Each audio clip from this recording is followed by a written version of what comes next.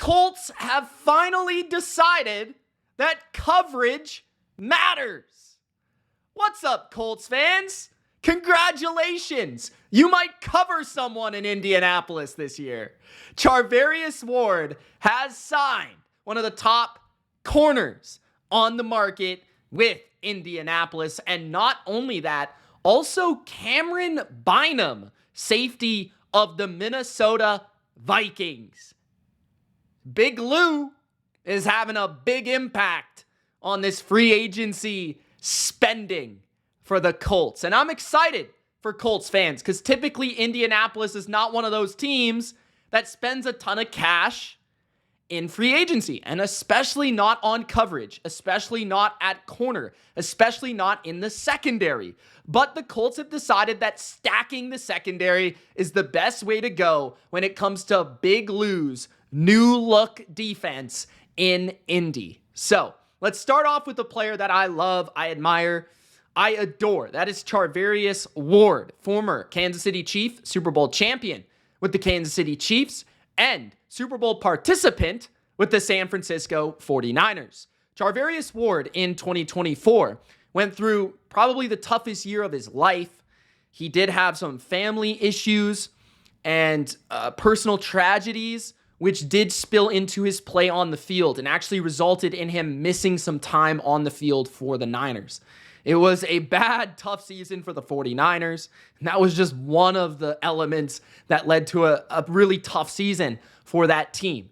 But Charvarius Ward has been one of the best, most consistent cover corners in football throughout his tenure in the NFL, and he will bring a physical perimeter corner to the Indianapolis Colts. A guy with great length, a guy that can play press, a guy that can play zone, a guy that can play man. He's done it all throughout his career. He's played in zone-heavy systems, cover 2 heavy, man coverage, cover 3 heavy, cover 1 heavy. So it feels like this is a guy that just has a skill set that is malleable, interchangeable, and versatile. He's 6'1", 196, good size. Like I said, he's got those longer arms, which enables him to play really well at the line of scrimmage and press opposing receivers. He's typically throughout his career been the cornerback CB1, whether it be in San Francisco where he got to his first Pro Bowl, or it be in Kansas City where he was playing in Super Bowls.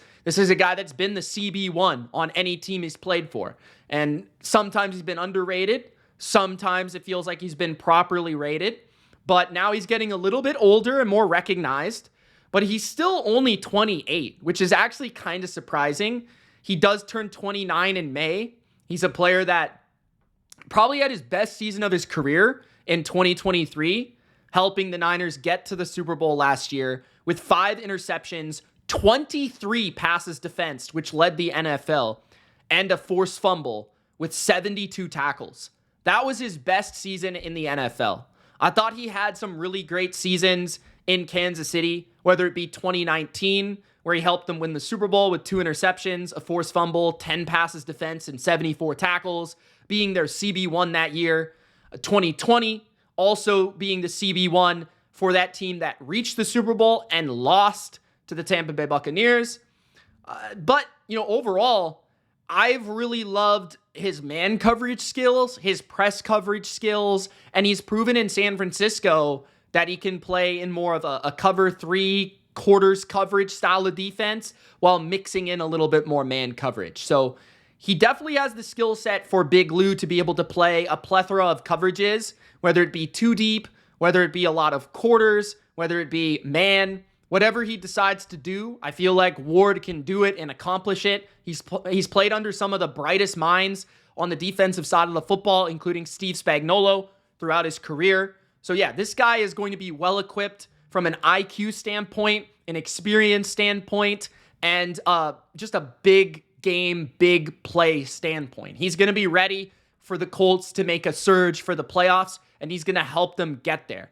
Charvarius Ward, according to Pro Football Reference, his best seasons in rating allowed, 2019, he had a 65 passer rating allowed. That's really when I started to take notice of him, was 2019, his second year in the NFL, when I felt like he really started to break out and I thought he was super underrated.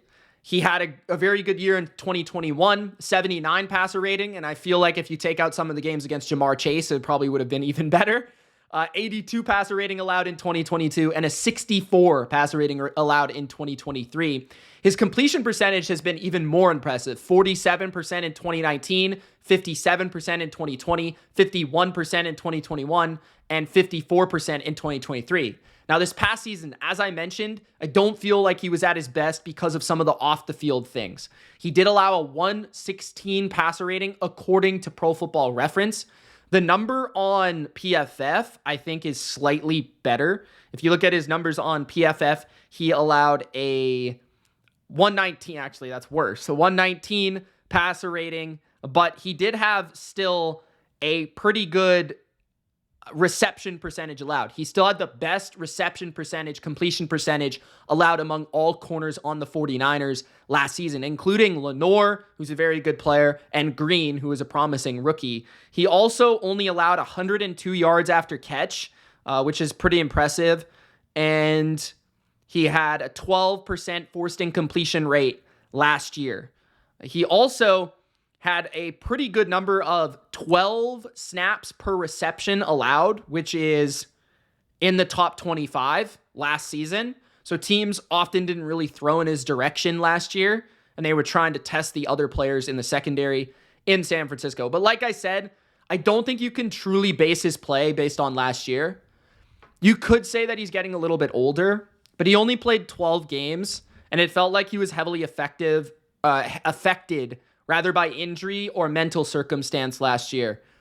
He did grade as the 93rd best corner last season, which is not good. But the previous years, he was 5th and 6th in San Francisco, really peaks levels of play in San Francisco. And then in Kansas City, he was the 22nd graded corner in 2021. So he plays almost all of his snaps out wide due to his height and his length. 597 snaps out wide in 2024. And 2023, 2022 would be very similar in that regard. So, yeah, I've always liked him. Very good player. I feel like he's always been at his best when he's allowed to press. And I think he's always been better at man than zone. But I feel like he's definitely grown in that department in San Francisco because San Fran always plays more zone than they do man. But regardless, I think Indy has a CB1 on their hands. I don't think he's elite. I think there was a time where he was elite, like a top 10 corner in the league. Maybe he can prove me wrong. I'd still probably put him inside that top 25 conversation. Like, I think he's definitely a CB1 in this league. He just went through a tough season last year. So keep that in mind when looking at some of his stats. But a 3-year contract, $60 million is the max value. Seems to be close to in line of what Carlton Davis got. Both players are fairly similar in terms of their ability and their value. I think Ward is the type of player that I honestly feel like would have fit in Indianapolis previously. So I feel like Ballard probably did like Ward as much as Big Lou did. You know, I know they're going through a bit of a schematical change from what they've had really previously because Eberflus and Gus Bradley had very similar style of defenses. And now Indy is kind of going to a more hybrid style of defense. So Ward does fit that very well, being that he played under Spags at a very high level and being that that is kind of the defense that a lot of people want to copy right now. But I feel like Ward would have fit the cover 3 Seattle scheme very well as well because he played in San Francisco at a pretty high level as well. So either way, I feel like he would have been a fit for the Colts regardless. But now you're looking at this secondary and yeah, like you've got Jalen Jones, who's a promising young player. Kenny Moore, one of the best nickel corners, no matter the system. I think he'll fit the Mike Hilton role in this defense very, very well. And Nick Cross at strong safety is interesting. Young player, very, very smooth. We'll see if he fits that defense. Maybe they want to upgrade that spot. I'm not sure. I'm not sure if they're going to bring back Julian Blackmon. I highly doubt it based on the signing that they just made as well, being that they signed Bynum. Just, looking into Nick Cross was 1,100 snaps last year for the Colts alongside the 1,000 for Julian Blackmon. Bynum played 1,056, so in line with those others. Cross was graded very well as a run defender, as he did play more in the box, so that does make sense. But yeah, so I think that's probably their starting secondary. I mean, I'd probably be surprised if they brought in another guy there. I mean, considering they have one of the best nickel corners in the league, spent a ton of money on CB1. Now we're going to talk about their free safety signing, Cameron Bynum, who's been a really interesting player for the Vikings the last couple of years. He's a little bit younger than Ward, 26 years old. He turns 27 in July. Had 3 interceptions this past year, which was the most of his career. He also had 10 passes defense, which was the most of his career. Last year in 2023, in the breakout season for Bynum, he had 137 tackles. This year, he had 96. He played further away from the ball this year, if I'm not mistaken. I'm going to check that to make sure, but I'm pretty sure he played more exclusively as a free safety, while last year he kind of played everywhere. So that's something to take into account. So he has some versatility in his game, which is a good thing to offer for a guy like Anarumo. But yeah, last year he was actually graded better in 2023 at 73.2. This year he was graded at only 63rd according to PFF. But if you look at his snaps registered, he played 742 snaps at free safety this year.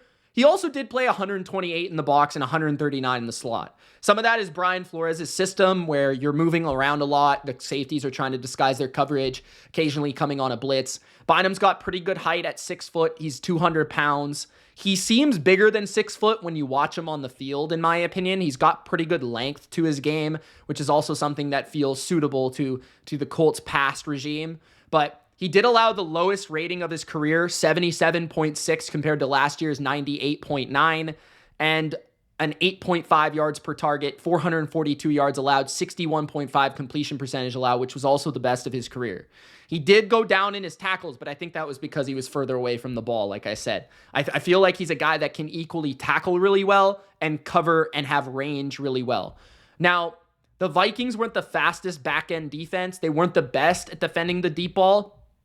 So we'll see if Bynum is strictly a free safety or if those two safeties, because typically in Anarumo's system, both of his safeties play like there's a lot of too high. So both of them are kind of deeper safeties. So typically Cross and Bynum will have to have the range to cover and to be able to play the run equally well, which is why I feel like Bynum makes sense. He's kind of like a Von Bell. Like a young Von Bell, if that makes sense. A good comparison for him would be a player that played in New Orleans, that they picked up to go to Cincinnati, that complemented Jesse Bates. That being said, he kind of registered a Jesse Bates-like role last year in Minnesota. So it'll be interesting to see if you guys have any opinion on that in the comments. Let me know. Do you think that he'll play more free safety snaps, more deep safety snaps? He certainly has the range and the ability to do that, but he also has the tackling prowess to be able to play in the box. So that's part of Anarumo's style, right? Like he likes to have less people in the box to still be able to defend the run. And enabling you to do that is your safeties. If your safeties are very active and they can shoot towards the run game very effectively and have the range to play the run and the pass, that's what enables you to be able to fit those run fits very well. So Bynum is a really interesting player. He was thought of very highly on the market, and he got a pretty big contract. I mean, 4-year deal, $60 million. Now, he's young, right? He's a player that's kind of recently had 2 really good seasons. That will lead you to get paid on the market at 26 years old, right? So, but it's an extra year. So it's not quite as expensive year to year as Charvarius Ward. Ward is more proven. Ward is more of the staple. Ward is more of a guy that is getting paid for his experience. Well, it feels like Bynum is getting paid for his ability, but also potentially his upside that still exists there. So the Colts have definitely stacked up their secondary for their new look, new style of coverage and defense. I'm into it so far. I feel like the Colts have made a couple good moves. They need to maybe bring in a tight end on offense. We'll see what they do to complement Anthony Richardson at quarterback if they bring in somebody to compete with him. Wide receiver, I feel like is fine. Running back's fine. But like tight end, guard, I think are 2 positions on offense. Defensively, I think they're pretty good on defense, honestly. Maybe they want to bring in another safety, like a third rotation safety. Linebacker is possibly somewhere to look at them as well. Defensive line is always an area that they covet, but it feels like they're willing to let a couple of those guys go. They're not quite going to be as reliant on the four-man rush as they were in the past. So we'll see how that all works out. But I love Charvarius Ward, one of my favorite corners in the league for quite some time, since about 2019. Bynum is a young, promising safety that is shooting up the ranks. So you guys let me know in the comments what you think. Gronk spike the like button. Don't forget to subscribe. Two awesome Colts signings for their coverage in 2025 and beyond. Peace, guys. Don't forget to join the BLV Discord if you want a community full of NFL crazy fans. The link is also in the pinned comment. Now, peace. See you later.